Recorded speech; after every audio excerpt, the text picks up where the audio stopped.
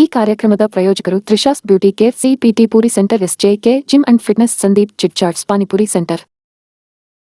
ಬಂಗಾರಪೇಟೆ ವಿಧಾನಸಭಾ ಕ್ಷೇತ್ರದ ಕಾಂಗ್ರೆಸ್ ಶಾಸಕ ಎಸ್.ಎನ್. ನಾರಾಯಣಸ್ವಾಮಿ ಅವರ ನೇತೃತ್ವದಲ್ಲಿ ಬೂದಿಕೋಟೆ ಬ್ಲಾಕ್ ಕಾಂಗ್ರೆಸ್ ಬಂಗಾರಪೇಟೆ ಬ್ಲಾಕ್ ಕಾಂಗ್ರೆಸ್ ವತಿಯಿಂದ ಬೃಹತ್ ಪ್ರತಿಭಟನೆ ಹಮ್ಮಿಕೊಳ್ಳಲಾಯಿತು.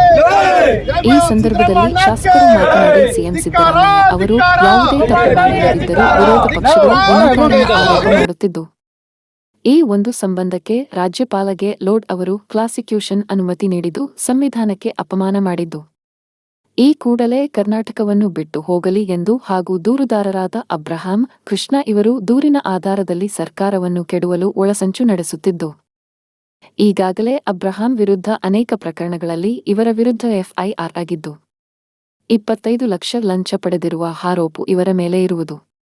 ಇದಕ್ಕೂ ಹಿಂದಿನ ಅವಧಿಯ ಮಾಜಿ ಮುಖ್ಯಮಂತ್ರಿಗಳಾದ ಬಿಎಸ್ ಯಡಿಯೂರಪ್ಪ, ಎಚ್.ಡಿ. ಕುಮಾರಸ್ವಾಮಿ, ಬಸವರಾಜ ಬೊಮ್ಮಾಯಿ, ಮಂತ್ರಿಗಳಾದ ಜನಾರ್ದನ ರೆಡ್ಡಿ, ಮುರುಗೇಶ್ ನಿರಾಣಿ ಇವರ ವಿರುದ್ಧ ದೂರು ನೀಡಿದ್ದರು.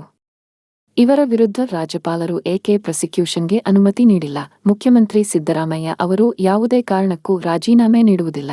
ವಿರೋಧ ಪಕ್ಷ ಸರ್ಕಾರದ ಕಾರ್ಯಕ್ರಮಗಳನ್ನು ಸಹಿಸದೆ ಕುತಂತ್ರ ನಡೆಸುತ್ತಿದ್ದಾರೆ ಎಂದು ಶಾಸಕರು ಪ್ರತಿಭಟನೆ ನಡೆಸಿ ತಾಲೂಕು ದಂಡಾಧಿಕಾರಿಗಳಿಗೆ ಮನವಿ ನೀಡಿದರು.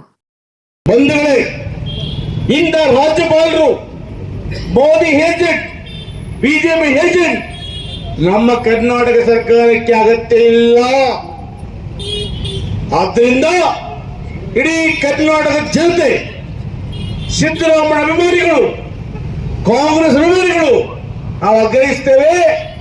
ಗೋ back governor, go back governor. You have don't have moral right to stay to Karnataka. ಸನ್ಮಾನ್ಯ ರಾಜ್ಯಪಾಲರೇ, ಇವತ್ತು ಅಂಬೇಡ್ಕರ್ ಬರೆದ ಸಂವಿಧಾನವನ್ನು ಇವತ್ತು ನೀವು ಗಾಳಿಗೆ ತೂರಿದ್ದೀರಿ.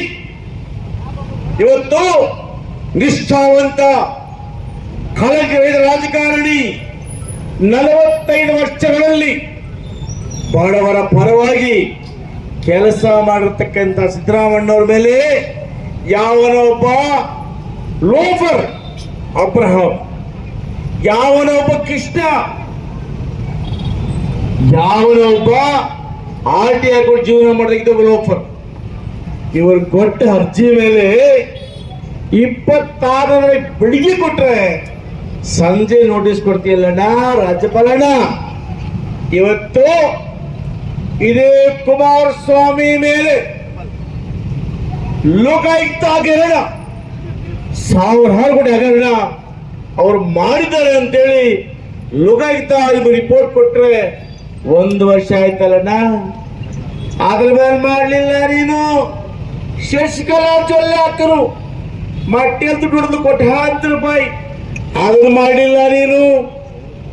ಅಷ್ಟ್ಯಾಕಣ್ಣ ನಿಮ್ಮ ಯಡಿಯೂರಪ್ಪನ ಮೇಲೆ ಇದೆಯಲ್ಲ ಅದ್ರ ಬಗ್ಗೆ ತೆರಿಗೆ ಕೊಡ್ಲಿಲ್ಲ ನೀನು. ಇಷ್ಟು ಬೇಡ, ಇವತ್ತು ಮುರುಗೇಶ್ ನಿರಾಣಿ ಅವರ ಮೇಲೆ, ಜನಾರ್ದನ ರೆಡ್ಡಿ ಅವರ ಮೇಲೆ, ಇಷ್ಟರ ಮೇಲೆ ಇವತ್ತು ಆಪಾದನೆಗಳನ್ನು ಮಾಡಿ ಅದು ಒಂದು ನ್ಯಾಯಾಂಗ ಸಂಸ್ಥೆ ಆಪಾದನೆ ಮಾಡಿದೆ. ಯಾವ ಸಂಸ್ಥೆ ಅಂದ್ರೆ ಇವತ್ತು ತನಿಖಾ ತಂಡ, ಒಂದು ಸಂವಿಧಾನಾತ್ಮಕವಾಗಿ ರಚನೆ ಆಗಿರ್ತಕ್ಕಂಥ ಲೋಕಾಯುಕ್ತ ತನಿಖಾ ತಂಡ, ಇವರ ಅಪರಾಧಿಗಳು, ಇವರ ಮೇಲೆ ಎಫ್ಐಆರ್ ಮಾಡ್ಲಿಕ್ಕೆ ಅನುಮತಿ ಕೊಡಿ ಅಂತ ಕೇಳಿದ್ರೆ ಯಾಕಣ್ಣ ಕೊಡಲಿಲ್ಲ ರಾಜ್ಯಪಾಲಣ್ಣ? ಇವತ್ತು ಯಾರೋ ಒಬ್ಬ ಬ್ರೋಕರ್ ಅಬ್ರಹಾಂ, ಅವನ ಕೃಷ್ಣ, ಸ್ನೇಹಮೂ ಇಲ್ಲ, ಪಿಂಡನೂ ಇಲ್ಲ, ಅದು ವಿರುದ್ಧ ಇಂದ ಬಿಜೆಪಿ ಏಜೆಂಟ್ಗಳ ಮುಖಾಂತರ ಕಂಪ್ಲೇಂಟ್ ತಗೊಂಡು ನಮ್ಮ ಸಿದ್ದರಾಮಯ್ಯನವರನ್ನ ಆಶ್ಚರ್ಯ ಕೊಟ್ಟಿದ್ದೀರಣ್ಣ. ಇವತ್ತು ಹೇಳ್ತೇನೆ, ಸಿದ್ದರಾಮಯ್ಯ ನಿಂತುಗಡೆ ಕರ್ನಾಟಕ ಜನತೆ 136 ಜನ ಪ್ಲಸ್ ಇಬ್ಬರು 138 ಜನ ಶಾಸಕರು, ಇಡೀ ಮಂತ್ರಿಮಂಡಲ ನಾವು ಸಿದ್ದರಾಮಯ್ಯನವರ ಪರವಾಗಿದ್ದೇವೆ. ಬಸವರಾಜ ಬೊಮ್ಮಾಯಿ ಅವರು ಮುಖ್ಯಮಂತ್ರಿ ಆಗಿರ್ತಕ್ಕಂಥ ಸಮಯದಲ್ಲಿ